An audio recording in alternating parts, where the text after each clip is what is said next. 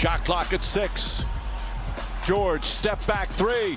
Bang! Paul George from downtown, and the Clippers take an 8-point lead. Timeout, Dallas. Big bucket from George, now with 27 points.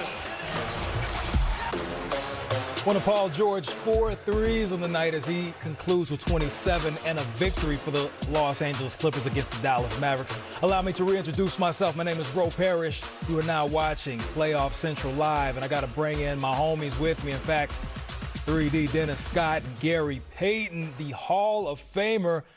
The Clippers win this game.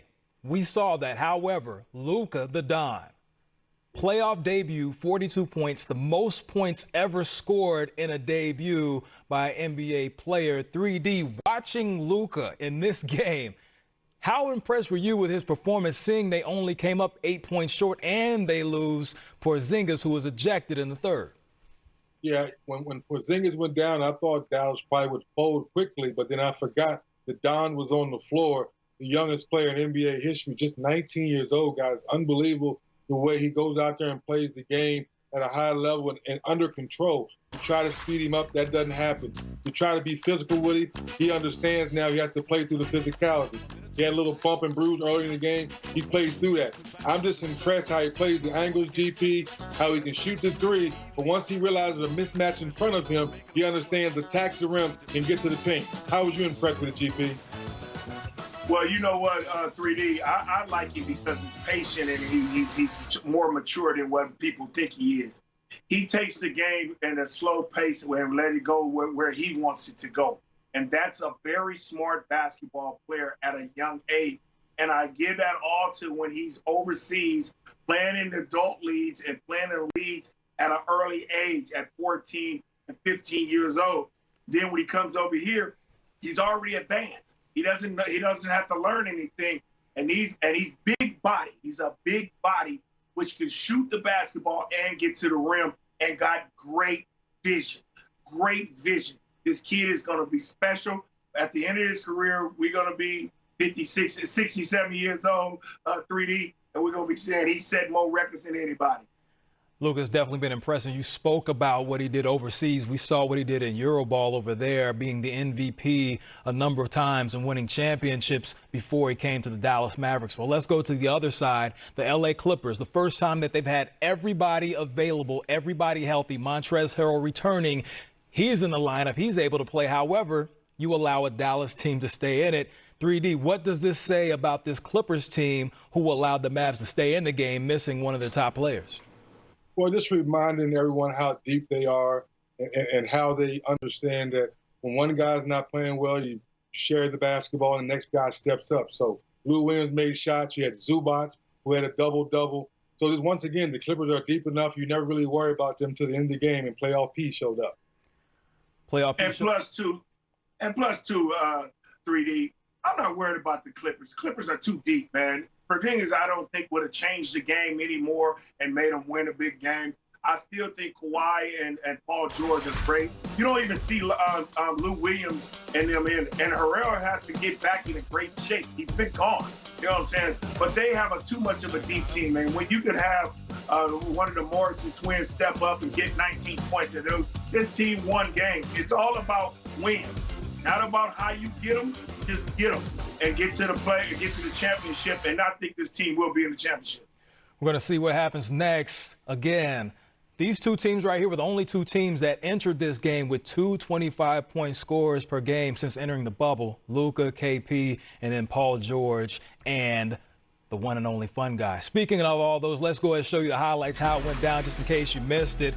There you see the fun guys I just mentioned. Kawhi Leonard, the reigning finals MVP. Luka making his playoff debut. GP, we're talking about this. Luka got off to a slow start, a career-high 5 turnovers early in this game. The Clippers defensively were on him. Throws it up.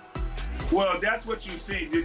We heard at the end of the game, what did Paul George say? They know they're not going to stop him, but all they want to do is make it difficult for him and beat on him. And you've seen at the end of the game, when he was walking away, he's hurt.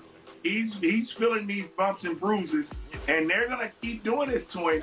And this is what playoff basketball is about. You have to win 4 games in a 7-game series, and these guys are going to stay at it. finished with 11 turnovers, not his best, but more from the Mavericks, who lit it up from downtown. 3Ds, I need your expert analysis on the 12 threes the Mavs knocked down.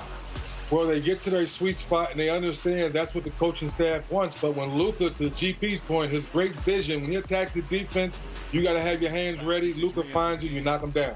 However, the Clippers still doing work. That is, Boardman, he gets paid. He plays at his own pace.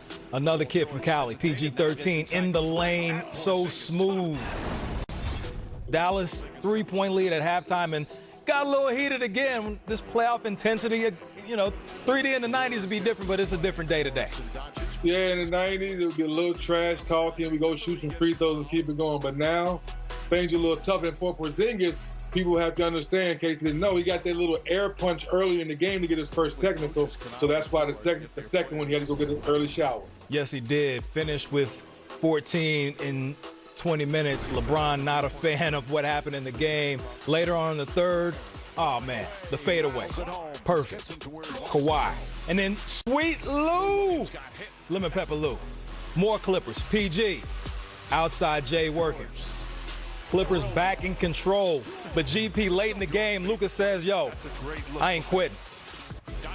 Yeah, especially he knows Beverly is on him and a smaller guy. He's bigger than him. He's just doing everybody like that. He did Kawhi like that. That's what I'm talking about with that big body. He can control himself, and he knows he has that big body. Had the big body, but it wasn't enough to get the dub. Paul George with the dagger late in the game. His 4th as he finished with 27 as the Clippers. 8-point victors in Game 1 in the first round of the Western Conference. They get the victory, and Doc Rivers speaks after the game. We're going to get started with Tomer.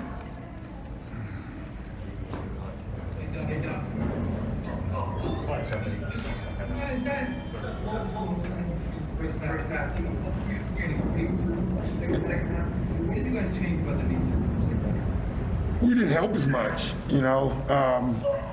I thought Marcus Morris, that was our biggest change. We basically put Marcus Morris on him, and he was phenomenal. So other than that, we just were a little more disciplined. But we really had an undisciplined game today on both ends, especially defensively with some of our helps. If I had to single out one guy, though, it would be Marcus Morris. I mean, defensively, he was phenomenal. Thanks, Samir. Andrew, you're up next. Yeah, Doc, what do you feel like was the steadying influence that helped you guys come back after Dallas runs off that 48-18 run? You guys are left staggering. What was the influence that kept you guys afloat? We just stayed in it. I thought we got up so quick. Our guys, I guess they thought Dallas was just going to go away. And they're just too good offensively. And then from that point on, for Dallas to get the lead, we just made undisciplined play after undisciplined play defensively. And then I thought offensively, we started taking quick shots. We thought the game was going to be easy. And so it's probably a great lesson for us, Doesn't matter what the lead is or who you're playing. You're in the playoffs, it's going to be hard.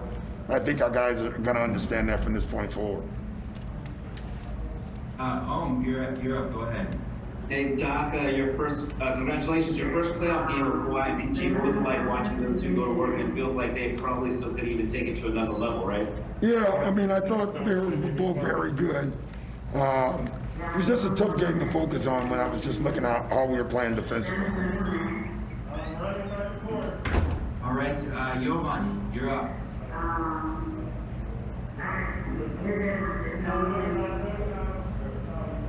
To piggyback off of the Marcus question, what did you think of him offensively? It felt like this was the most comfortable he had looked all season. He was solid. He was patient. I thought he was actually one of our more patient players tonight. He kind of just let the matchups happen. And when they did happen in his favor, he took advantage of it. I didn't think he forced anything. He just kind of let the game come to him.